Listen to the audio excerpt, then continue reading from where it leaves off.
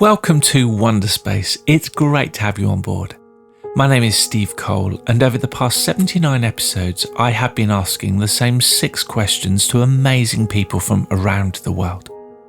The questions orbit around wonder and stories of hopefulness, and the setting for each journey is this shared window on the space station, from where we see everything from a different perspective. Usually at this time in the podcast, we hear from one of the team at asknature.org, who help us to re-wonder. Throughout our second Wonderspace year, Ask Nature have written and produced 40 mind-blowing audio clips that we have used as part of each episode. The main content creator is Andrew Howley from Williamsburg in Virginia, who is a science writer and the chief editor of asknature.org, which is part of the Biomimicry Institute.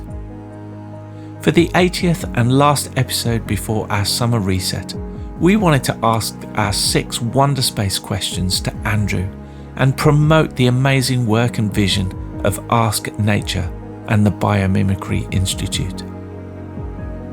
Our orbit with Andrew will take us from Mexico to Maine, and you can hear the full-length interview on the Wonderspace Podcast, which can be found on our website and on most podcast platforms. For this video orbit, Andrew answers 3 of our 6 questions, and I start by asking him to give us a glimpse into his life story so far, with an emphasis on what he is doing currently.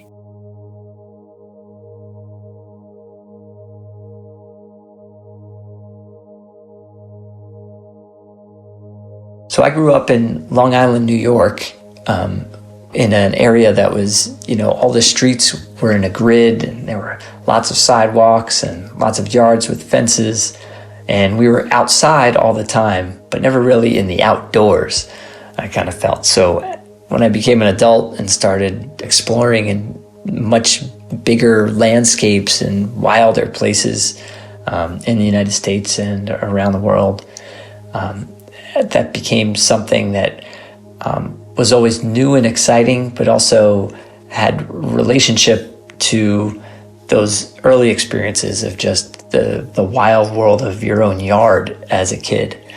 And so it's always been an interest of mine to see the way that things kind of relate to each other and change and grow.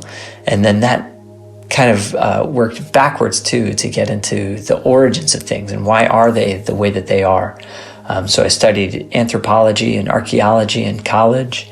I started working during that time online at America Online in the early days of the internet, and loving that, and then wanting to align that with what I was really interested in. I ended up working at National Geographic for over a decade, and that's where I really was able to combine those interests of new technology and the things that we're able to do with computers and the internet now, and having them relate to the origins of things, the origins of culture and the origins of nature, and the evolution of organisms.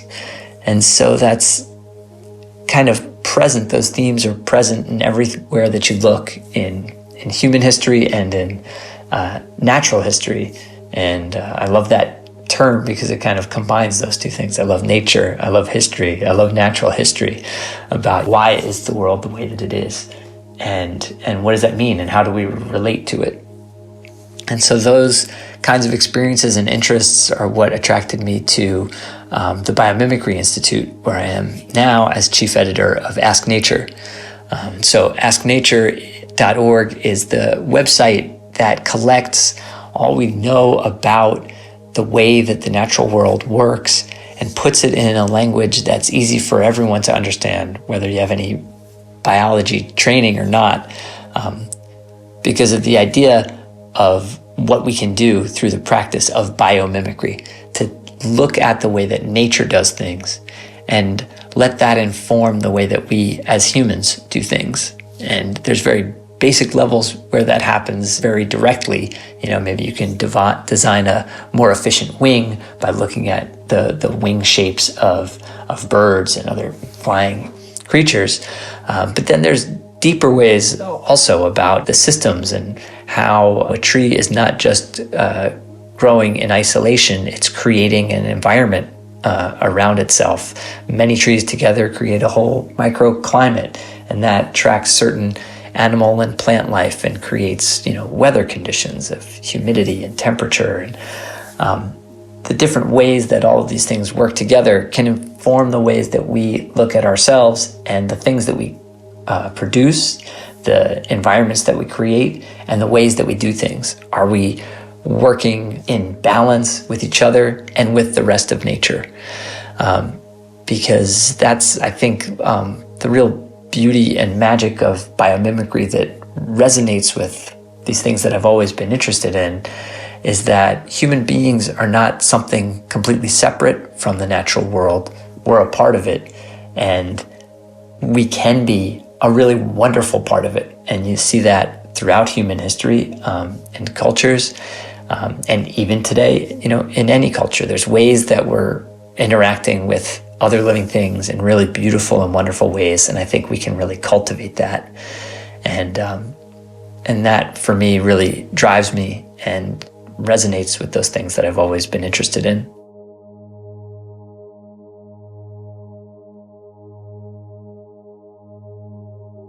One of the stories that I've found really hopeful and inspiring that's come out in the past few years, especially during the pandemic, was the Slowways project there in the UK, where they're encouraging people to use the paths that, crisscross the landscape to move at the speed of natural human movement, from town to town, village to village, on errands or on adventures, to find adventures that you can take yourself on with no great form of transportation, just with your own 2 feet or however it is that you get around.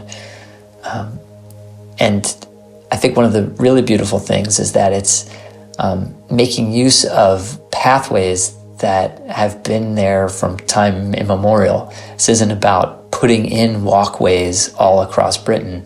This is about encouraging people to use the paths that are there, through greater use to have greater awareness and security and usefulness of those paths, to give new life to things that have been around for countless generations.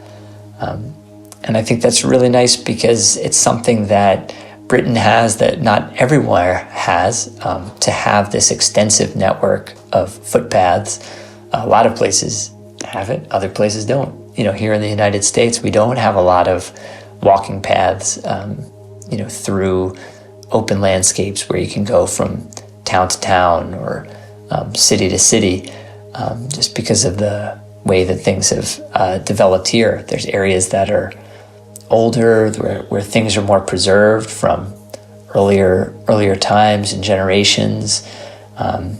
Going back thousands of years, there's roads that we have and hiking paths that go back, but not to the extent that there are in Britain. So I find it's a really beautiful way of connecting people to history, to the landscape, and to all of the other living things that are sharing that landscape and always have, and hopefully will share it better as we move forward and reconnect with ways of engaging in a world like this.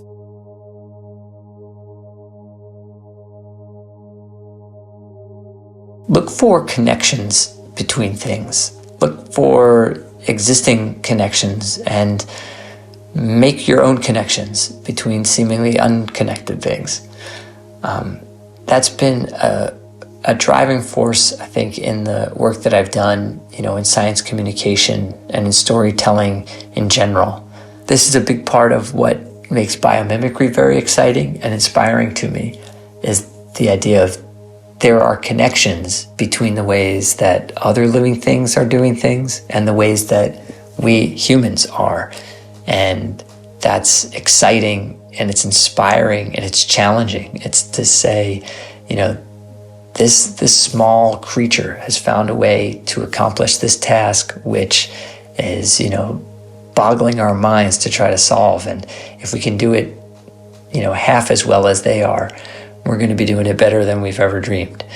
And finding those connections makes that possible, and it makes it compelling, and it makes it relatively easy to understand. So that's exciting for me professionally, but it's also just personally what's driven me and given me so much enjoyment and richness out of life, to see the connections that can exist between things. And in particular, to connect what we're doing today and what could be in the future with what's been done in the past.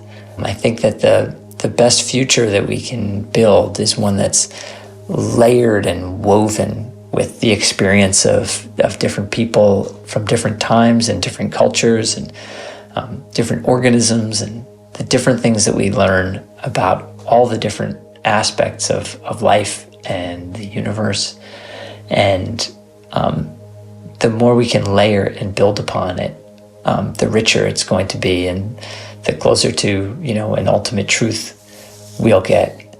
And that comes in large part, I think, through making the connections and finding the connections between things.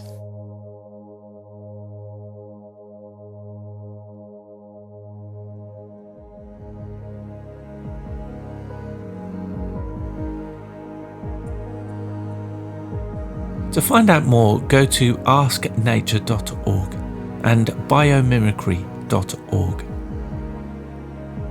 To engage with the previous 79 Wonderspace episodes, go to our website ourwonder.space. After producing 40 Wonderspace episodes in our second year, we are going to take a few months to reset before starting again in September. I want to thank our guests over this time who have expanded our horizons and reminded us that alongside crisis and emergency are always compelling stories of hopefulness. I want to thank my producer and designer Dan from Oodle Design, and Sam for his editorial magic over this past year. I hope you have a great summer, and we look forward to September, where once again we will be sharing mind-blowing wonders and stories of hopefulness from around the world.